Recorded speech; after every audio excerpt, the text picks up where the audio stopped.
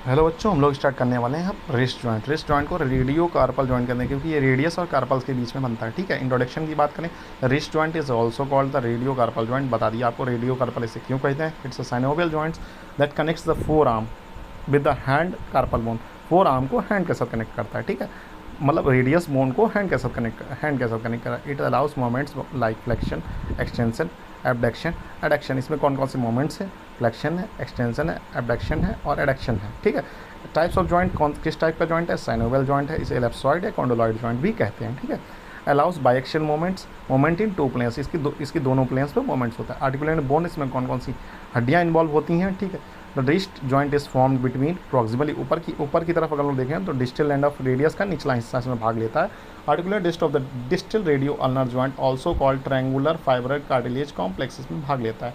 नीचे की तरफ अगर नीचे वाले हिस्से से देखें तो स्केफॉइड, लूनेट भाग लेता है। कभी कभी ट्राइकोट्रम मीडियल साइड से भी भाग लेती है जब अल्नर की तरफ आप हाथ को झुकाते हैं। Ulnar does not directly take part in the wrist joint formation. मतलब अल्नर सीधा सीधा भाग नहीं लेती, इसके कुछ लिगामेंट्स आके इससे अटैच होते हैं। ठीक है, जॉइंट बनाने में मदद करती है लेकिन सीधा भाग नहीं लेती है। जॉइंट कैप्सूल की बात करें, द फाइब्रस कैप्सूल सराउंड, एक फाइब्रस कैप्सूल होता है जो पूरे जॉइंट को सराउंड करेगा। It is attach to the edges of the articular surface. ये किसको अटैच होगा? एजेस ऑफ आर्टिकुलर सरफेस होगा। Line internally by the synovial membrane which secretes synovial fluid.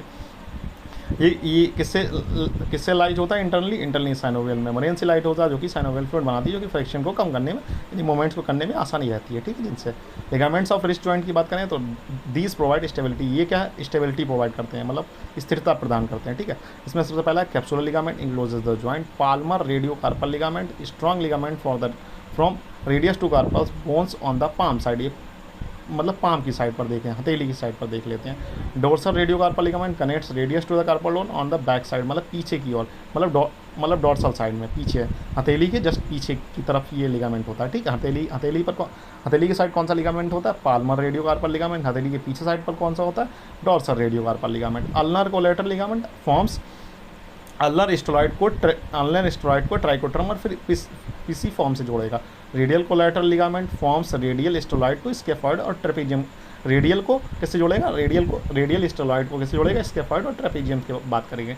अगर हम लोग निमोनिक्स की बात करें तो पाउडर करके याद कर सकते हैं। Palmar radio carpal ligament, ulnar collateral ligament, base of capsule, dorsal radio carpal ligament, radial collateral ligament और अल्नर कोलैटरल लिगामेंट। ठीक है, ये सारे भाग लेते हैं, इस पर पाउडर करके याद कर सकते हैं आप। ठीक है, ब्लड सप्लाई की बात है, supplied by the branches of radial and ulnar arteries mainly. तो dorsal and palmar carpal branches आती हैं, forms carpal arches around the joint. ठीक है, इसमें बेसिकली जो मतलब ब्लड सप्लाई को प्रोवाइड होती है वो अल्नर आर्टरी और रेडियल आर्टरी से ही होती है। ठीक है, नर्व सप्लाई की बात करें तो anterior interosseous nerve from the medial. Anterior interosseous nerve कहाँ से आती है? मीडियल नर्व से आती है। पोस्टीरियर इंट्रोसिस नर्व कहाँ से आती है? रेडियल नर्व से आती है। तो इसमें दो नर्व्स बेसिकली भाग लेती हैं, कौन कौन सी? मीडियल नर्व और रेडियल नर्व। ठीक है, dorsal and deep branches from ulnar nerve भी इसमें भाग लेती है। कौन कौन सी इसमें तीन वाली भाग लेती है? Anterior interosseous nerve, medial nerve आती है, पोस्टीरियर इंट्रोसिस नर्व रेडियल नर्व से आती है, और साथ में dorsal and deep branches of ulnar nerve आते हैं। ठीक है, मीडियल अगर निमोनिक्स की बात करें तो मैप करके याद करें, medial nerve, anterior interosseous, posterior interosseous. Movements of wrist joint के कौन कौन से मोमेंट है? तो फ्लेक्शन किसकी मदद से होता है? Flexion hands moves around the palm, जब हाथ को पाम की ओर घुमाएं 80 डिग्री होता है। इसमें मसल्स कौन कौन से इन्वॉल्व हैं? Flexor carpi radialis, flexor carpi ulnaris, palmaris longus, मतलब palmaris longus, flexor digitorum superficialis and profundus.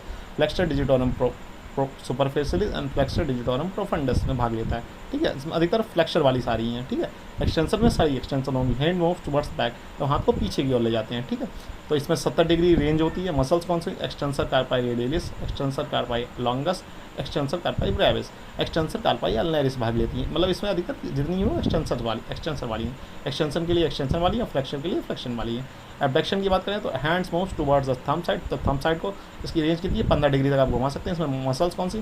Flexor carpi radialis longus and flexor carpi radialis brevis. ठीक, और बात करें एबडक्शन के लिए तो अल्नर की side, hand moves towards little finger, जब हाथ को हम लोग लिटिल फिंगर की ओर, तो इसकी रेंज होती है 30 डिग्री। मसल्स इसमें हैं फ्लेक्सर कार्पाई अल्नरिस, एक्सटेंसर कार्पाई अल्नरिस, मतलब अधिकतर फ्लेक्सर और एक्सटेंशन इसमें दोनों आ गई। ठीक है, फ्लेक्शन नोट वाली बात यह है कि फ्लेक्शन जो होता है इसमें ज़्यादा होता है एक्सटेंशन से, और एडक्शन जो होता है एबडक्शन से ज़्यादा होता है। फंक्शनल इंपॉर्टेंस अगर बात करें तो most important joint for positioning, hand positioning, extension for grasping, writing और लिफ्टिंग ऑब्जेक्ट, अगर किसी चीज़ को उठाना है, किसी चीज़ को पकड़ना है या लिखना है तो उसके लिए ये जॉइंट बहुत मदद करता है। Allowance fine moment motor activities, ठीक है।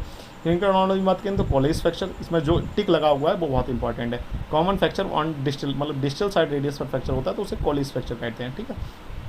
Occur due to fall on outstretched hand, अगर आप हाथ खुला हुआ आउटस्ट्रेट हैंड में गिरते हैं तो आपको फ्रैक्चर होने के चांस है। Distal fragment move posteriorly, distal fragment होता है वो पोस्टरली की ओर बढ़ता है, ठीक है। क्लासिक डिनर फॉक डिफॉर्मिटी, इससे नाम स्मिथ फ्रैक्चर क्या होता है, opposite to Colles fracture. Fall on flexed hand, distal radial fragment displace इंटेली, पीछे की ओर जा रहा था वही आगे की ओर हो जाए तो स्मिथ फ्रैक्चर हो जाएगा। इसके fight fracture commonly in young adult, किसमें देखा, अधिकतर बड़ों में देखा जाता है, ठीक है। पेन इन एनाटॉमिकल स्नोफैक्स पर पेन होगा। Risk of avascular necrosis due to poor blood supply, यहाँ पर इवास्कुलर निक्रोसिस का खतरा ऐसा है क्योंकि यहाँ पर ब्लड सप्लाई बहुत कम होती है, ठीक है। रिस्ट स्प्रेन क्या होता है, injury to ligaments of wrist, wrist के जो लिगामेंट्स हैं वहाँ पर इंजरी हो जाए। कॉमन इन स्पोर्ट्स इंजरी, ये किसमें रिस्ट स्प्रेन किसमें होता है, स्पोर्ट्स इंजरी में कॉमन होता है, ठीक है।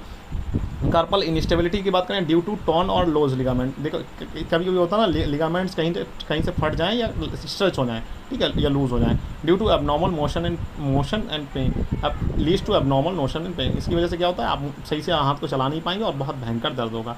एसोसिएटेड जॉइंट्स, इससे कौन कौन से जॉइंट एसोसिएटेड होते हैं, the wrist joint works with these joints to form full and movement, खाली रिस्ट जॉइंट अकेले मूवमेंट में भाग नहीं देता, ये जॉइंट उसकी सहायता करते हैं। तो distal radio ulnar joint allow supination and pronation. Mid carpal joint between proximal and radial carpal rows. Inter carpal joint between individual carpal bones.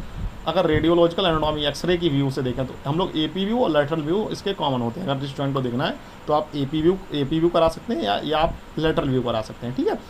seen during fractures, arthritis and joint space evolution.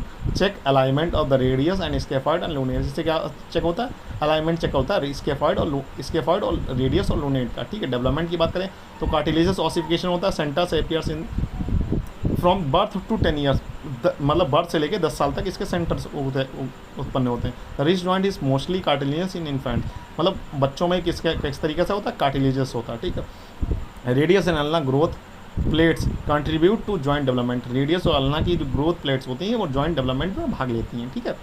Mnemonics and tips for remembering, तो सबसे पहले क्या muscles की बात करें तो फी carpel याद कर सकते हैं। Flexor, extensor carpi ulnaris, carpi muscles, adduction radial side पर होगा और रेडियलिस, ठीक है।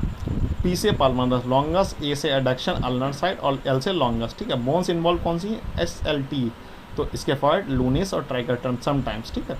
अब बात करें हम लोग रिस्ट जॉइंट की, रिस्ट जॉइंट को समझने की कोशिश करेंगे तो ये देखिए नीचे क्या है, रेडियस और अल्ना, रेडियस और जो पीला वाला पोर्शन है वो वाली बोन्स अधिकतर भाग ले रही हैं, तो इसके फॉर्ड और लूनियस, कभी कभी ट्राइपेजियम भी भाग ले लेती है, ठीक है। कभी कभी जब इधर साइड ज़्यादा मुड़ोगे तो ट्राइपेजियम भी भाग लेगी, बाकी सारी बोन्स भी से हेल्प करती हैं, ठीक है। बाकी सारी बोन्स आपस में एक दूसरे से जुड़ी होती हैं, फिर वो हाथ को मूवमेंट करने में मदद करती हैं, ठीक है। रेडियस और अल्ना, तो रेडियस और कार्पल के बीच में जो बनना है वो उसे कहते हैं radial carpal ligament. Ulnar carpal joint, तो अल्ना और कार्पल के बीच में जो जॉइंट बन रहा है वो अल्नर कार्पल है। ये क्या है, डिस्टल रेडियो अल्नर जॉइंट, मतलब इंफीरियर रेडियो अल्नर जॉइंट भी इसमें भाग लेता है, ठीक है, ठीक है बच्चों। डायग्राम से हम लोग स्केफॉइड, ट्रेपोजॉइड जॉइंट, मतलब स्केफॉइड और इनके बीच में जो जॉइंट बनता है, फिर बाद में इंटरफेरेंजियल जॉइंट्स होंगे, ठीक है, बाकी चीज़ें होंगी, ठीक है, ठीक है बच्चों।